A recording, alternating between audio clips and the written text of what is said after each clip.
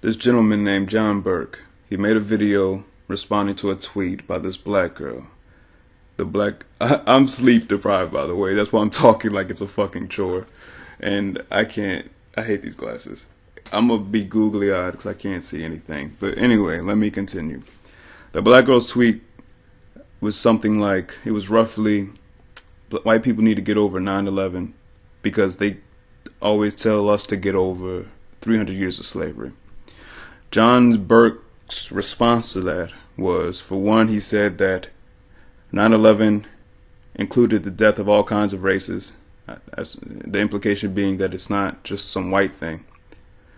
Two, he said that it happened recently, more recently than slavery, the implication being it's more understandable to recognize it and to feel more strongly about it. And third, he said that it's not that he feels that white people are saying get over slavery, but stop using it as an excuse to be morons. So I have a problem with the way white people and black people in this country, everywhere. First of all, there's just a major issue with how we talk in general. We don't speak in a healthy way because our pursuit, our interest is not reason and logic at its purest. And our interest is not to be as unbiased as possible, because even John Burk, it is clear that everyone damn near, and I'm generalizing, yes, because everybody they're clinging to some kind of identity. With him, I don't know if it's military related or what, but he clearly still probably has some kind of allegiance to some degree to some sort of political norm. And it's not adherence to the political norm itself that's bad, but it's just in all these conversations, even with your intellectual powerhouses, there's this clear interest in leverage and winning and in not recognizing certain things because, again, you want to win. And this is the reason why I'm saying that. And I'm closing my eyes because it helps me think. And I'm sleep deprived, and I apologize.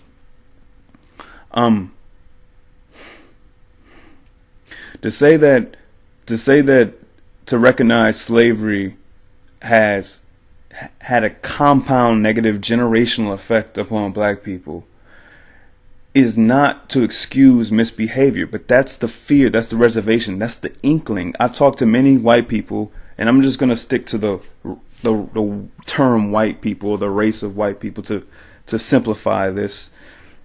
But I've talked to many white people where before I saw that video where John Burk was talking about this, I already had come to this presumption. I didn't conclude this yet, but every time I talk to a white person and the question was raised about why is the state of black America the way it is, and I would say this not excusing any of the misbehaviors of black people, any of the criminality of black people, but I would talk about the history and how, listen, whether not justifying anything in 2018, without justifying anything that black people do, that's criminal.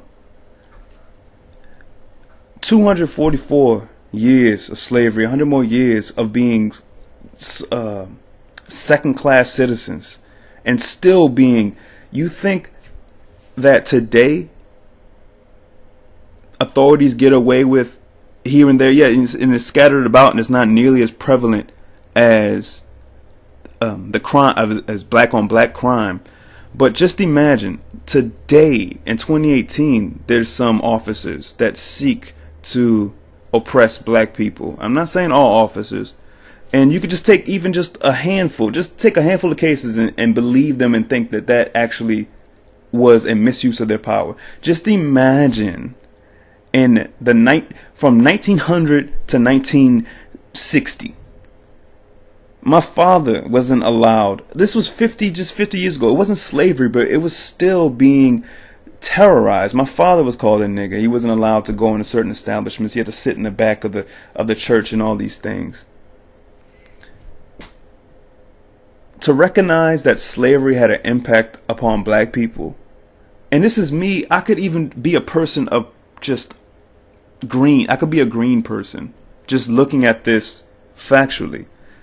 Anybody, any group of people that were subjugated, were handicapped, were systematically, legally defiled for generation upon generation. And then at a final point, we're told, okay, no more, which was in 1964, 1965-ish, when the Civil Rights Act was applied to finally make black people actual citizens. Of course that's going to have an effect. Of course that's going to rip at the social fabric of a group of people. But here's the thing. I know what's going on in a white person's head because I've talked to so many of them, and I put myself in their shoes, and I get what this perspective is. It's this thing where if you recognize that, then you feel as though you're excusing all kinds of malfeasance, all kinds of criminality. But you don't have to do that. That's why we're not juggling. You can. The best example I can use is, to me, the most simplest example is take a boy who's 18 years old and he goes on a shooting spree and just kills a bunch of people. And then let's say that we get the facts about that boy's life and he was abused constantly when he was younger. No, does that make it right? Let's say the cigarette butts put out on him. Let's say it was some classical kind of fucking Goodwill Hunting example. Maybe there's a wrench, smacking him around with a wrench. Let's say he was even raped or something. Let's go to the extremes because this happens. This has happened. Let's say that he was sexually abused, physically abused. He hit the lottery of abuse, and then he went and killed a bunch of people. Does that justify it? No, it doesn't justify it. Should he still go to jail? Yes. But does that bring us a step closer to comprehending why somebody would do that? Yes. Does somebody else who's abused to his degree, does that mean that they'll go out and do that? No. It's not a certainty. It's probability. Some people can handle it. Some people can't. Some people react differently to very harsh circumstances.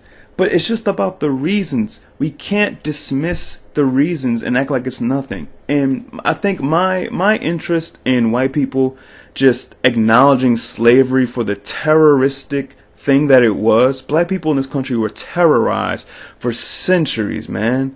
They just were. And so what does that mean for 2018? All that means to me is that, to me, within understanding, inherent in understanding, and true understanding is a kind of compassion.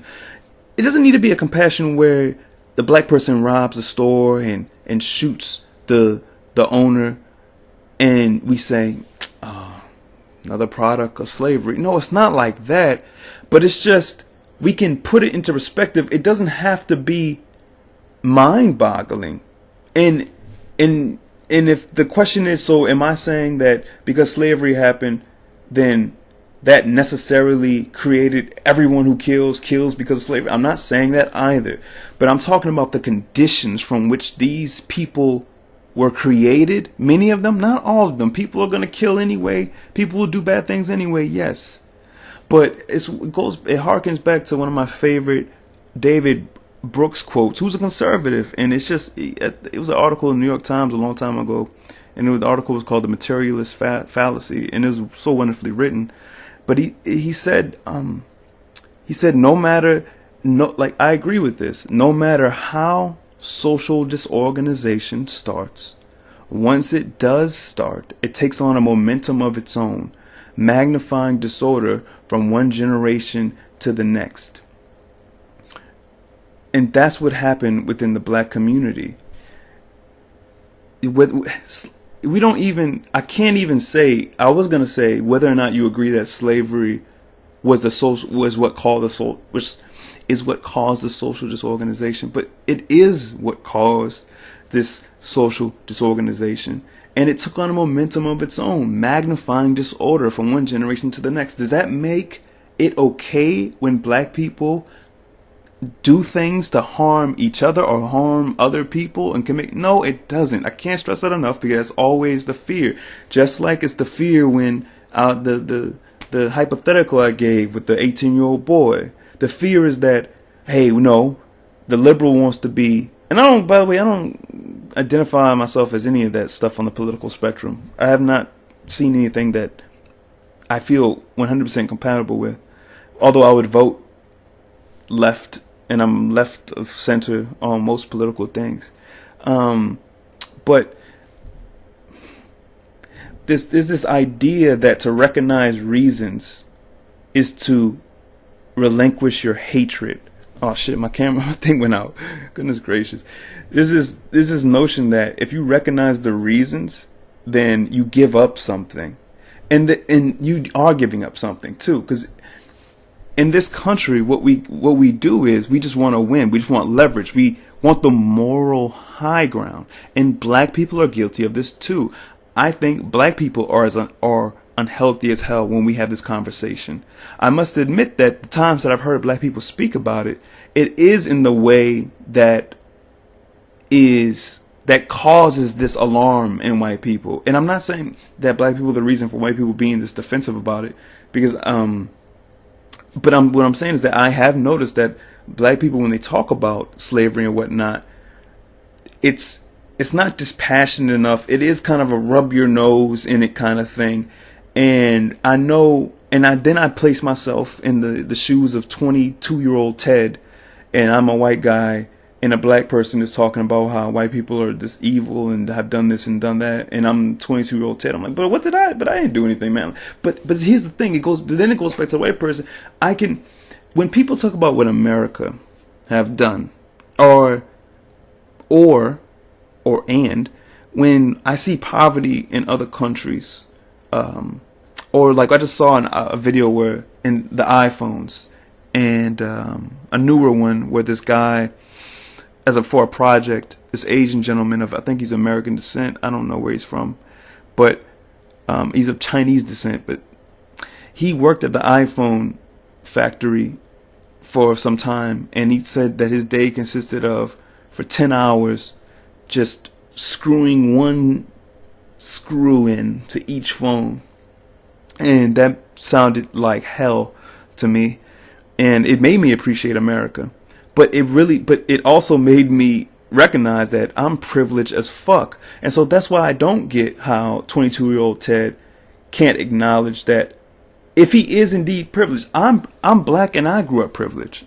I grew up in a black suburb in New Orleans, and I come from a family, although my father didn't grow up privileged, and my mother, she grew up all right, but they provided for us much more than many people that I went to school with. We were upper middle class where I grew up. And I can't act like I didn't have so many advantages over my peers. Because the way that New Orleans was set up, see, I don't know how other schools are. I'm ignorant of this. But I know in New Orleans, you could, like, as a black, all the public schools were black for the most part, predominantly black. There'd be like one Asian kid or a handful of Asian people. But the school I went to was predominantly black. We had the one Asian kid, and once we had like one white guy. But I went to school with a lot of people from the hood. And I had so many opportunities that they didn't have. And I had so many advantages that they did not have. And for me to act like I didn't is just to be dishonest with myself. And so what I'm saying is that I'm not saying that every white person has an advantage over every black person, because I had an advantage over many white people, I'm sure. I grew up more privileged than many white people, I'm sure. But as I was a beneficiary of my parents having this, whatever wealth they had, can't you see that there's this opposite end of that too? Like, just imagine a group of people being the successors of poverty, and of like for decades, like, come on, like 1800s, 1900, like 1910, 1920, 1930, 1940, 1950, every decade that I just mentioned, year after year, being less than. And the response to that is like, hey, life is tough. People have it rough too. And you say that because, again, you're being defensive because you think I'm saying that this excuses misbehavior or this excuses any of the negativity that exists in the black community.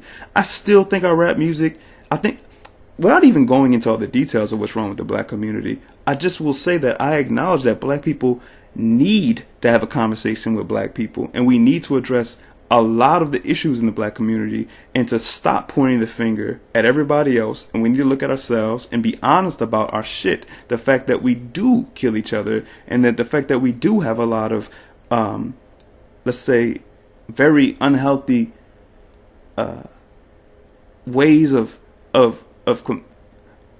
communicating, and just unhealthy language in our songs, things that definitely don't lift us up, and is definitely not going to help us in any deep sense. I acknowledge that, but the difference is that I also have to acknowledge how hard it is. And yes, it's hard for everybody because this becomes a pissing contest. When you say that, hey, it's hard for me too. It's hard. Look, man, when you come from this, when you are born into poverty, when you imagine you come from a broken home, at least you can imagine this. In the early 1900s, let's say due to somebody's father being hung, somebody's father being hanged, or some establishment being terrorized, or some black family being pushed out of a town, right? The father begins to drink. They become broken, and they don't have the intellectual tools, not the they have the intelligence, the capacity, but they weren't provided with the proper education, and they're not yet aware of, and many people in this time, even white people, weren't aware of all the kind of psychological maneuvers you can make. And so a lot of this shit was just playing it by the ear. And imagine the dysfunction, and imagine how contagious that will be. How where that family is broken, the girl looking for love has sex with, out of wedlock, gets impregnated early, children are having children, and this happens everywhere. And imagine this happening in all different kinds of areas of the country, and spread about like these separate but connected instances. And I guess what I'm trying to convey, I guess what I would like for you to understand, anybody who sympathizes with John Burk's statement, or sympathizes with the notion that black people, or that slavery is not that important, or it didn't have this big of an effect. Of course it does. Hey, imagine how empty and inhuman you feel, especially as a man. My father once told me something, and I thought it was very poignant. He said you and your generation were born with your pride already on your sleeves, but we had to earn ours. We had to find ours. And I would get that, how emasculated you must be now. And now, of course, if I wasn't born in privilege, if I wasn't born with the variables I had, with the loving family I had, the financial safety net I had, I feel as if I would definitely have done something quite criminal. If not, because I was very wayward and aimless, ADD-ish, and put me in a different context without the love and care and concern and those tools I was talking about, and I would have been something quite different, I believe. And I had a lot of opportunity to be something better. And a lot of people from the hood, yeah, there are better, but a lot of people who grew up in the hood that I went to high school with, they're way more quote unquote successful than me by the metric of money making, and by the metric of having certain kinds of educational certificates, academic credentials and stuff. They're doing wonderful. But I just take issue with this notion that it didn't matter, that it didn't have an effect. Like, why can't it be, I guess this is my problem, why can't it be that, man, slavery definitely fucked black people up, and it's definitely a reason, it's definitely a major contribution to the poverty that has been perpetuated year to year, decade to decade in the black community. And despite that, they're doing great. And despite that, many of them have done great things. And despite that, it's not good to commit crime. But just recognize that this shit happened, and that it's real, and that it had an effect, and that it continues to have an effect, however residually. You're not losing any. I guess you are losing things. The problem is this leverage we got going on. We're trying to win. We don't want to just recognize the fucking reasons. We don't want to recognize the reasons.